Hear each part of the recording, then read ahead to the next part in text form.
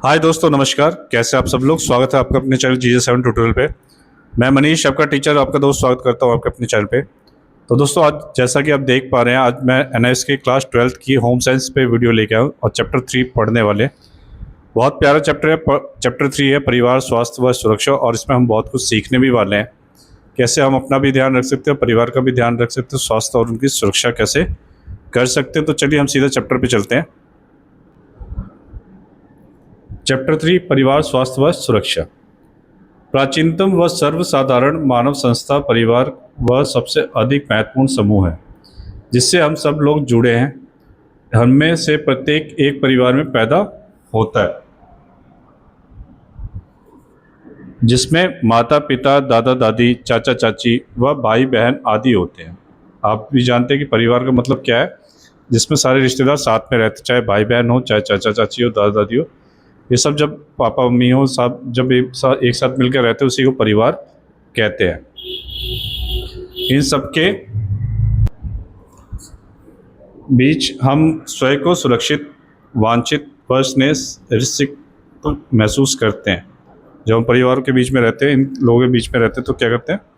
अपने आप को सेफ महसूस करते हैं। परिवार में हमारी देखभाल होती है, वह हम आर्थिक व भावनात्मक रूप से सुरक्षित रहते हैं।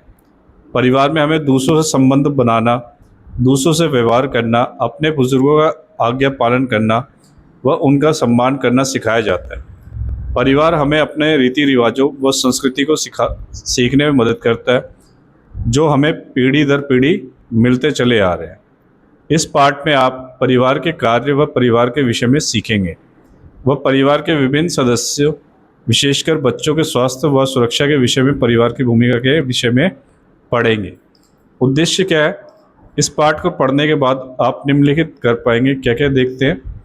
परिवार शब्द की परिभाषा व इसके महत्वपूर्ण कार्यों का उल्लेख कर पाएंगे। परिवार के प्रकार का वर्णन कर पाएंगे।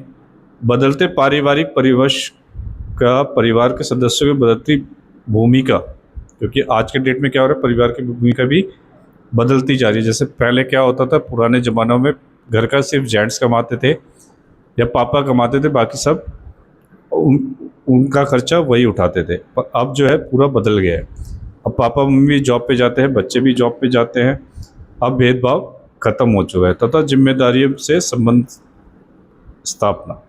स्वास्थ्य शब्द की परिभाषा, पारिवारिक स्वास्थ्य को प्रभावित करने वाले कारकों की व्याख्या। सुरक्षा का अर्थ तथा सुरक्षित घर परिवार बनाने के विभिन्न तरीकों का उल्लेख। चलिए सबसे देखते हैं पहले परिवार।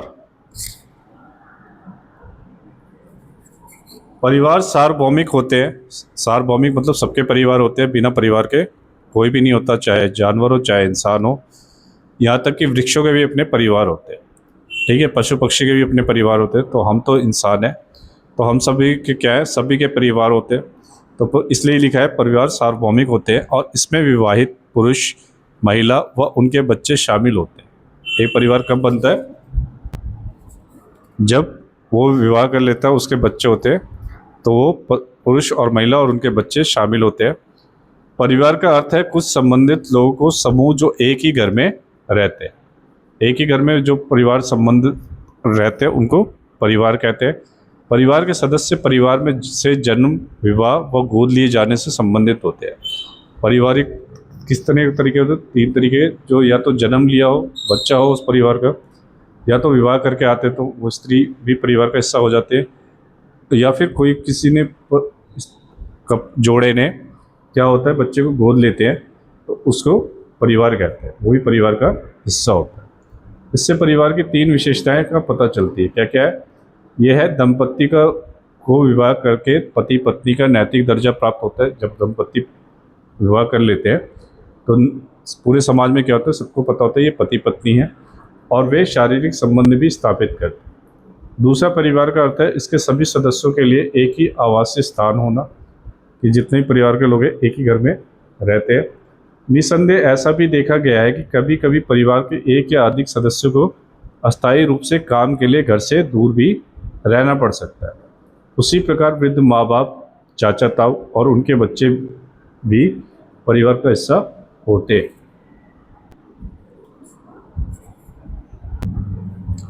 तीसरा, परिवार में न केवल विवाहित दंपति होते हैं बल्कि बच्चे भी होते हैं, स्वयं के या दत्तक।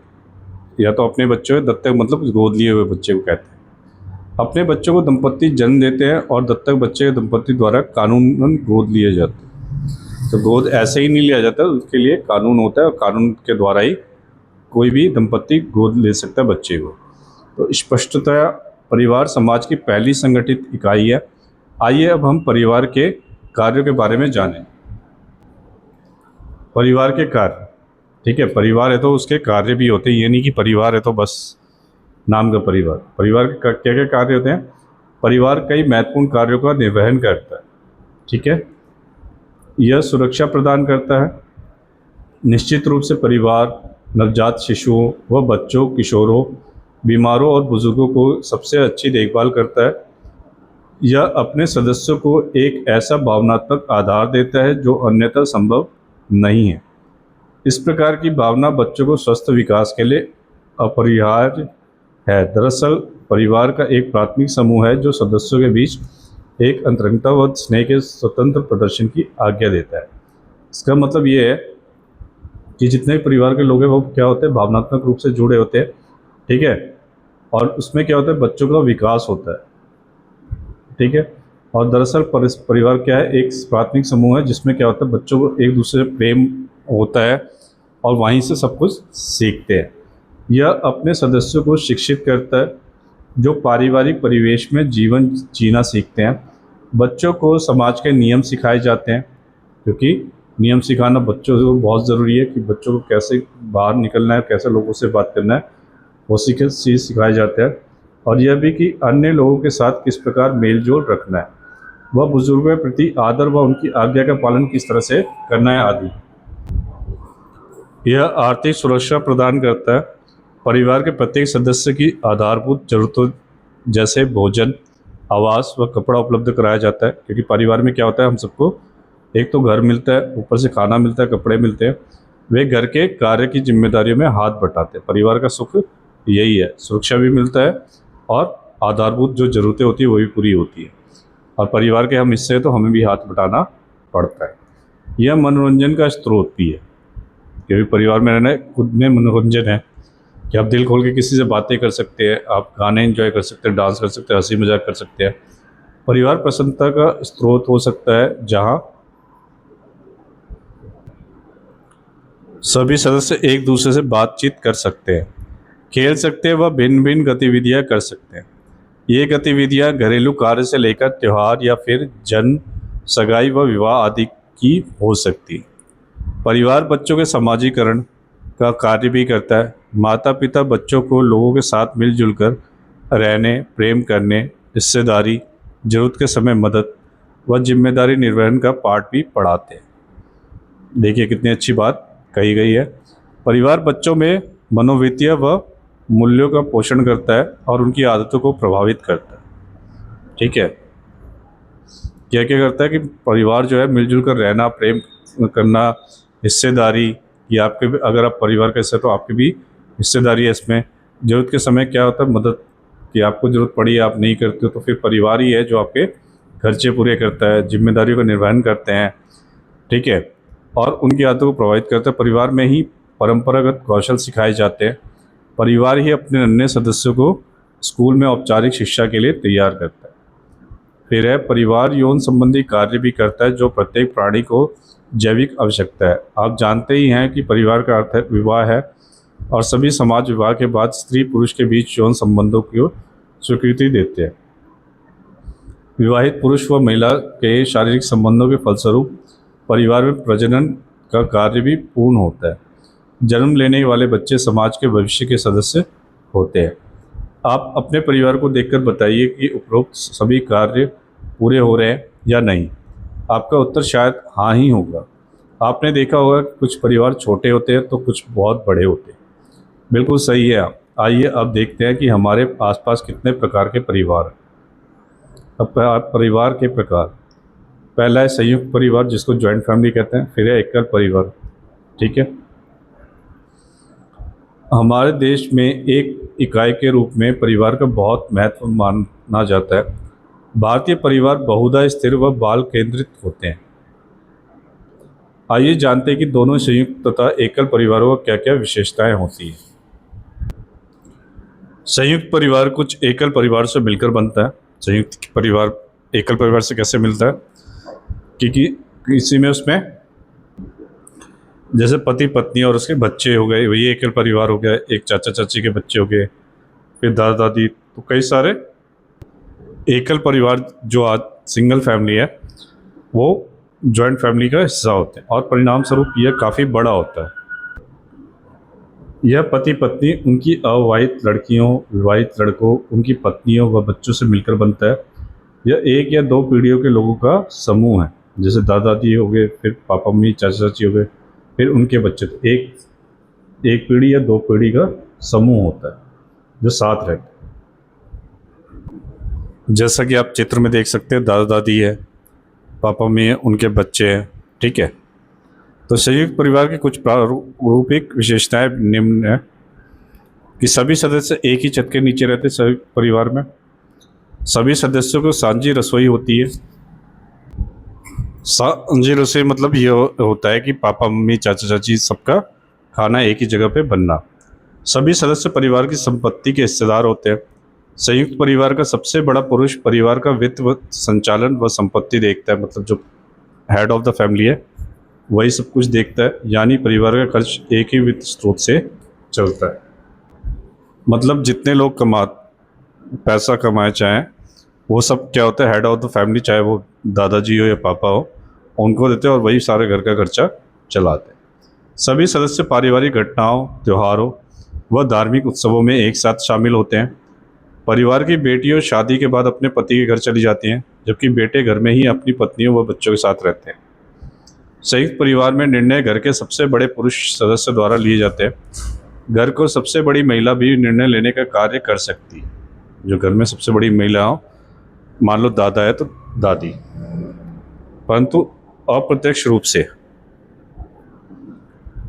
अप्रत्यक्ष रूप से मतलब दादा के सामने नहीं, दादा मतलब वो पीछे से, एक होता है पर्दे के सामने हीरो होता है, एक पर्दे के पीछे से जो चल रहा होता है। जो महिला होती है वो पर्दे के पीछे से, मतलब घर के चार दीवारी के अंदर वो सारा देखती हैं। परंपरागत रूप से संयुक्त परिवार ही हमारे समाज में पाए जाते थे। पहले हमारे क्या होता था, जॉइंट फैमिली ही होती थी ज़्यादा। अब परिवर्तन आ रहा है, विशेषकर शहरी क्षेत्रों में, परंतु व्यापारिक व कृषि प्रधान घरानों में अभी भी संयुक्त परिवार की प्रथा जारी है। संयुक्त परिवार के कई लाभ हैं। यह परिवार के सदस्यों को मिलनसार बनाता है। काम विशेषकर कृषि कार्यों को बांटकर किया जाता है। यह परिवार में बूढ़े, असहाय व बेरोजगारों की देखभाल करता है। छोटे बच्चों का लालन पालन भली भांति होता है, विशेषकर जब दोनों माता पिता कामकाजी। अगर जॉइंट फैमिली में रहते हैं और माता पिता कामकाजी हो तो वो घर पे नहीं भी है तो भी बच्चे का आराम से लालन पालन हो जाता है, चाहे दादा दादी हो, चाहे चाचा चाची हो, हर कोई ना कोई उनको घर पे देख सकता है। माता या पिता की मृत्यु हो जाने पर बच्चों को संयुक्त परिवार में पूरा भावनात्मक व आर्थिक सहारा मिलता है। मान लो माता या पिता गुजर गए तो फिर क्या होता है, बाकी जो घर के सदस्य हैं उनका देखभाल कर लेते हैं। संयुक्त परिवार में आर्थिक सुरक्षा अधिक रहती है, मतलब फाइनेंशियल हेल्प की, किसी की जॉब चली गई तब भी परिवार का खर्चा चल जाता है। संयुक्त परिवार के कुछ समस्याएं भी हैं। कभी कभी महिलाओं को कम सम्मान दिया जाता है। अक्सर सदस्यों के बीच संपत्ति को लेकर या किसी व्यापार को लेकर विवाद उठ खड़ा होता है। कुछ महिलाओं को घर का सारा कार्य करना पड़ता है, उनको अपना व्यक्तित्व निखारने के लिए बहुत कम समय व अवसर मिलता है। अब है एकल परिवार, जैसे कि देख सकते हैं पापा मम्मी और उसके दो बच्चे। एकल परिवार में क्या है, साधारणतः यह एक छोटी इकाई है जिसमें पति पत्नी व उनके अविवाहित बच्चे रहते हैं। कभी कभार पति का अविवाहित भाई या बहन भी उनके साथ रह सकते हैं, तब यह एक विस्तृत परिवार होगा। एकल परिवार में रहने के कुछ लाभ हैं। एकल परिवार के सदस्य साधारणतः अधिक आत्मनिर्भर होते हैं, क्योंकि एकल परिवार में उनकी कोई और हेल्प करने नहीं आ रहा तो खुद ही सारे काम करने पड़ेंगे, और वे आत्मविश्वास से भरे हुए हैं। वह किसी भी काम में पहल करने के सक्षम होते हैं। एकल परिवारों में बच्चों को स्वयं निर्णय लेने के लिए उत्साहित किया जाता है, जिससे उनका आत्मविश्वास बढ़ता है। सदस्यों के बीच गहरा भावनात्मक लगाव विकसित होता है। ऐसा अधिक एकांत व आपसी मेल मिलाप के अवसर मिलने के कारण संभव होता है, जो एकल परिवारों में भली भांति उपलब्ध होते हैं। ऐसा देखा गया है कि जहाँ कोई समाज अधिक औद्योगिक व शहरी बन जाता है, वहाँ एकल परिवार होने की संभावना बढ़ जाती है। मतलब कोई भी समाज क्या होता है, जहाँ पे फैक्ट्री आ गई या कंपनी जब बन गया या जहाँ पे शहर है, वहाँ पे एकल परिवार ही ज़्यादा चलता है, क्योंकि पापा मान लो कमाने जा रहे हैं, तो वो अकेले जब रहते हैं तो फिर क्या होता है कि उनको खाना पीना, उनका देख रेख के लिए फिर मम्मी चली जाती है, फिर उनके बच्चे, तो फिर वो वहीं सेटल हो जाते हैं। इसलिए एकल परिवार बढ़ते चले गए शहरों में। बड़े शहरों में एकल परिवार की अधिकता का एक प्रमुख कारण क्या है? आवासीय समस्या है। क्योंकि यहाँ पे क्या होता है कि बड़े शहरों में बड़े बड़े घर नहीं होते, तो वहाँ बहुत सारे लोग नहीं रह सकते। एकल परिवार मतलब पापा मम्मी बच्चे तो रह लेते हैं, तो एक घर की जो समस्या है उसके वजह से भी एकल परिवार बनते जा रहा है। बड़े परिवार के रहने के लिए जगह भी ज़्यादा चाहिए। यदि परिवारों को सुविधापूर्ण ढंग से रहना हो, तो उनके पास एकल परिवार में रहने के अलावा और कोई चारा नहीं है। अगर आपको ज़्यादा सुविधा चाहिए और आपको अच्छे से रहना है, तो क्या करना पड़ता है? एकल परिवार में ही जाना पड़ता है। क्योंकि दिल्ली जैसे शहरों में, मुंबई जैसे शहरों में बहुत दिक्कत है, क्योंकि ज़्यादा जगह है ही नहीं और उतनी इनकम भी नहीं होती कि लोग बड़े बड़े घर ले सकें। तो वहाँ पे क्या है कि आराम से रहने के लिए लोग वैसे ही एकल परिवार को चुनते हैं। एकल परिवार की समस्याएं क्या है? एकल परिवारों में नवविवाहित दंपत्ति को किसी बुजुर्ग का सहारा नहीं होता। उन्हें सलाह देने के लिए कोई भी अनुभवी व्यक्ति उपलब्ध नहीं होता। मतलब कोई प्रॉब्लम आ भी गई तो कोई सीनियर नहीं होता, कोई बुजुर्ग नहीं होता, ठीक है, जो उनको समझा सके या संभाल सके। जब माता पिता दोनों ही कामकाजी हो, तो बच्चों को देखभाल के लिए कोई नहीं रहता। बुरे समय में परिवार को कोई आर्थिक व भावनात्मक सहारा नहीं रहता, कि बुरे समय चल गया तो आर्थिक स्थिति खराब हो गई तो कोई उनकी हेल्प करने के लिए साथ में नहीं होता। एकल परिवारों में सामंजस्य से मिलजुल कर काम करना व सहयोग को मूल्य मुश्किल से ही सीखने को मिलते हैं। ये सबसे बड़ी समस्या है एकल परिवार में। अब इस पे बेस्ड क्वेश्चन क्या क्या है? पाठगत प्रश्न 3.1 में सही विकल्प चुन के वह अपने चुनाव का कारण भी लिखें। एक संयुक्त परिवार में धन पूरे परिवार का साझा, तो ये क्वेश्चन आप देख सकते हैं। सेकंड, संयुक्त परिवार में निर्णय लेने लिए जाते हैं, इसके उत्तर लिखिएगा। तीसरा, संयुक्त परिवार में संपत्ति का अधिकार होता है। फिर ये है सेकंड क्वेश्चन, संयुक्त परिवार को एकल परिवार के बच्चों में विकसित दो विशेषताएं लिखें, संयुक्त परिवार और एकल परिवार। तो ये क्वेश्चन है जो आपने चैप्टर पढ़ा उसके ऊपर है, आप लोग करने की कोशिश करिएगा। कोई भी दिक्कत हो, कोई भी प्रॉब्लम हो, आप लोग कमेंट के माध्यम से मुझसे बता सकते हैं। क्वेश्चन आंसर के वीडियो में मैं इसको करा के सॉल्व कर दूंगा। आगे चलते हैं। बदलता पारिवारिक परिवेश। जैसा कि हम पहले ही बता चुके हैं, औद्योगिकरण से परिवारों में कई बदलाव आए हैं। परिणाम स्वरूप परिवार के सदस्यों की भूमिका व जिम्मेदारियों में भी बदलाव आया है। अब तक एक परंपरावादी परिवार में बेटा है ही परिवार के व्यवसाय या पेशे को संभालता था। पिता या पुरुष सदस्य ही धन कमाते थे। पहले क्या चलता था कि सिर्फ घर का आदमी ही कमाता था, बेटे ही अगर बिजनेस संभाले तो बेटा ही संभालेगा, पर अब ऐसा नहीं है। और घर से बाहर के कार्यों के लिए भी जिम्मेदार होते थे। कौन? सिर्फ पुरुष। महिलाएं घर व बच्चों की देखभाल करती थी। और अब जमाना बदल गया। आज बच्चे, लड़के या लड़कियां अधिक शिक्षित हैं। पहले कम शिक्षित, अब अधिक शिक्षित हैं और उनके पास नौकरियों के बेहतर अवसर भी हैं। जो जैसा पढ़ा है उसके पास वैसे जॉब है। उन्होंने अन्यत्र काम करने के लिए घर छोड़ दिए। क्यों? आजकल के जो बच्चे हैं, चाहे लड़का हो चाहे लड़की, इतने पढ़े लिखे होते हैं कि उनको जॉब के लिए दूसरे शहर में, दूसरे देश में जाना ही पड़ता है, ठीक है। अक्सर वे ग्रामीण अंचलों या कस्बों से बड़े शहरों में काम के लिए जाते हैं। इसके परिणाम स्वरूप भी एकल परिवारों की संख्या बढ़ी है। छोटे परिवारों के कारण जीवन की आवश्यकताओं भी बदलती है। उदाहरण के लिए उनकी राशन की ज़रूरतें संयुक्त परिवार की अपेक्षा कम होती है। अकेले होने के कारण महिलाओं को घर व बाहर दोनों की जिम्मेदारियों का निर्वहन करना पड़ता है। पुरुषों को भी घर के कामों जैसे बच्चों की देखभाल आदि में हाथ बटाना पड़ता है। कभी कभी महिलाएं घर के बाहर जाकर नौकरी करती है और पैसा कमाने तथा घर और बच्चों की देखभाल के लिए दोहरी जिम्मेदारी निभाती है। बच्चों को अधिक आत्मनिर्भर बनना पड़ता है। क्यों? क्योंकि पापा मम्मी दोनों जॉब कर रहे हैं, तो सारे काम बच्चों को छोटी उम्र से खुद ही सीखना पड़ता है। साथ ही घर की कुछ जिम्मेदारियों में भी हाथ बटाना पड़ता है। पारिवारिक जीवन जो पहले पुरुष प्रधान था, जहाँ पत्नी व बच्चों के लिए कुछ ही अधिकार थे और जो अपनी राय तक व्यक्त नहीं कर सकते, अब बदल रहा है। एक आधुनिक घर में महिलाओं को बहुत अधिक स्वतंत्रता व सामाजिक महत्व प्राप्त होता है। बच्चों के भी अपने अधिकार है, उनकी रुचियां व इच्छाओं का सम्मान किया जाना चाहिए। पारिवारिक मसलों पर वे अपनी राय देने में भी सक्षम है। संयुक्त परिवारों में जो कार्य दादा दादी, चाचा चाची व भाई बहनों के कारण विभाजित थे, तो जॉइंट फैमिली में क्या था कि डिसीजन लेने के लिए चाचा चाची, दादा दादी, भाई बहन होते थे। पर एकल परिवार में ये सब नहीं होता। एकल परिवार में बच्चों को अवसर मिलता है माँ बाप के साथ बातें करने में, उनको अपनी बातें साझा करने में। एकल परिवार में केवल माता पिता पर ही केंद्रित होते हैं। चूंकि एकल परिवार अपने बाकी के परिवार व संबंधियों से काफ़ी दूर रहता है, अंत पड़ोसी, सहकर्मी, मित्र आदि बहुत महत्वपूर्ण बन जाते हैं। परिवार के सदस्यों को स्वयं को उनके अनुरूप डालने की आवश्यकता है।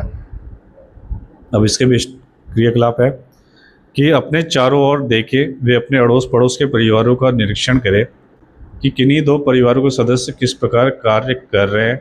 देखें पहला क्या है, परिवार का मुखिया कौन है, धन की व्यवस्था कौन करता है, क्या माता पिता दोनों कार्य करते हैं, निर्णय कौन लेता है, घरेलू कार्य कौन करता है, खरीदारी कौन करता है, बच्चों की देखभाल कौन करता है।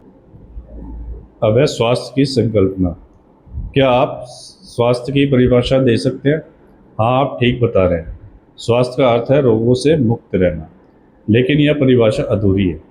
विश्व स्वास्थ्य संगठन के अनुसार स्वास्थ्य शारीरिक, मानसिक व सामाजिक रूप से स्वस्थ होने की अवस्था है, न कि केवल शरीर में रोग के अनुपस्थित बात। इसका अर्थ क्या है? स्वस्थ रहने का मतलब शारीरिक रूप से ठीक होना है, ठीक है, और मानसिक शांति, प्रसन्नता व चिंताओं से रहित रहना। व्यक्ति लोगों से मेलजोल रख सके, समाज के लोगों से संपर्क करने में आत्मविश्वास से भरपूर हो और दूसरों की सहायता कर सके व उनकी ज़रूरतों के समय संवेदनशील रहे, यही स्वास्थ्य है। ये आप लोगों की मदद कर सके, लोगों से मेलजोल रख सके, आप दिमागी तौर पे भी स्वस्थ हो, लोगों से अच्छे से मिल सके, प्रेम से रहे, शांति से रहे, यही स्वास्थ्य है। क्या अब आप अच्छे स्वास्थ्य के कुछ संकेतकों की सूची बना सकते हैं? हाँ, आपने ठीक बताया, ये निम्न है, ये अलग अलग है। अच्छे स्वास्थ्य को 3 भागों में बांटा गया है। सबसे पहले शारीरिक। शारीरिक में क्या है? उचित आसन। उचित आसन मतलब उठे बैठे सही से बैठ सके आप। औसत भार व लंबाई हो, जितनी भार हो उतनी लंबाई हो, भार के हिसाब से, मतलब लंबाई के हिसाब से आपका वेट होना चाहिए। शरीर के अंग ठीक से काम कर रहे हो, साफ व स्वच्छ त्वचा हो, चमकीली आंखें हों, स्वच्छ श्वास हो, अच्छी भूख हो, अच्छी नींद हो, ऊर्जावान हो, ये सब शारीरिक स्वास्थ्य की निशानी है। मानसिक का क्या है कि प्रसन्नता हो, संतुष्ट हो, आत्मविश्वासी हो, लोगों की आवश्यकताओं के लिए संवेदनशील रहे, तनाव व अवसाद रहित रहे, मतलब स्ट्रेस फ्री हो, टेंशन फ्री हो और शांत रहे। ये आज के डेट में बहुत मुश्किल है, ये दोनों ही, और ये दोनों ही चीज़ें हैं तो आप स्वस्थ हैं, ठीक है। सामाजिक, ये सबसे ज़रूरी है कि लोगों से मेलजोल बढ़ाने वाला, सुगत भाव भंगिमा, दूसरों की सहायता करना, दूसरों के प्रति जिम्मेदारी का भाव।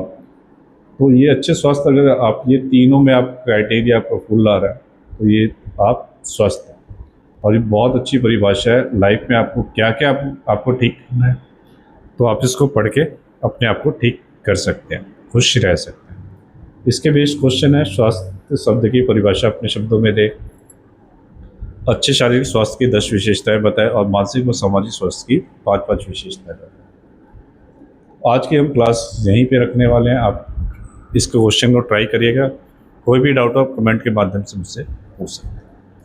तो आज आपने बहुत कुछ सीखा है परिवार के बारे में, जॉइंट फैमिली क्या होती है, सिंगल फैमिली क्या होती है। तो आप लोगों को जो अच्छा लगे मुझे कमेंट के माध्यम से बताइएगा कि आप लोग किस जॉइंट में रह रहे हैं, सिंगल में रह रहे हैं, और आपके मानसिकता के हिसाब से जॉइंट फैमिली सही है या सिंगल फैमिली सही। और उसके बाद अच्छा स्वास्थ्य, इस पे आपको बहुत ज़्यादा काम करना है। हर चैप्टर हमें कुछ सिखा के जाता है और ये चैप्टर ने हमें बहुत अच्छे से सिखाया। इतने में ही इतना ज्ञान दे दिया, आगे तो और भी बहुत अच्छा होगा। वीडियो ज़्यादा लंबी ना हो जाए इसलिए इसको अलग अलग पार्ट में बनाता हूँ। ये हमारा पहला पार्ट था, तो आप लोग आराम से पढ़िएगा, जो भी डाउट हो मुझसे पूछ सकते हैं। जो लोग पहली बार चैनल पे आए हैं उनका मोस्ट वेलकम है। लाइक सब्सक्राइब कर दीजिएगा, शेयर ज़रूर करिएगा ताकि आपके साथ आपके दोस्तों तक भी पहुँच सके, और बेल आइकन दबाना ना भूलिएगा ताकि मेरी नई नई वीडियो की अपडेट आपके पास आती रहे। वीडियो कैसा लगे आपको ज़रूर बताइएगा। तो नेक्स्ट क्लास में मिलते हैं। सोशल मीडिया के और भी प्लेटफॉर्म से आप जुड़ सकते हैं, चाहे इंस्टाग्राम हो, चाहे फेसबुक हो, व्हाट्सएप हो। अगर पीडीएफ नोट्स चाहिए तो आप टेलीग्राम से जुड़ सकते हैं। आराम से आप पढ़िए। मिलते हैं नेक्स्ट वीडियो में। अपना ध्यान रखिए। Thank you.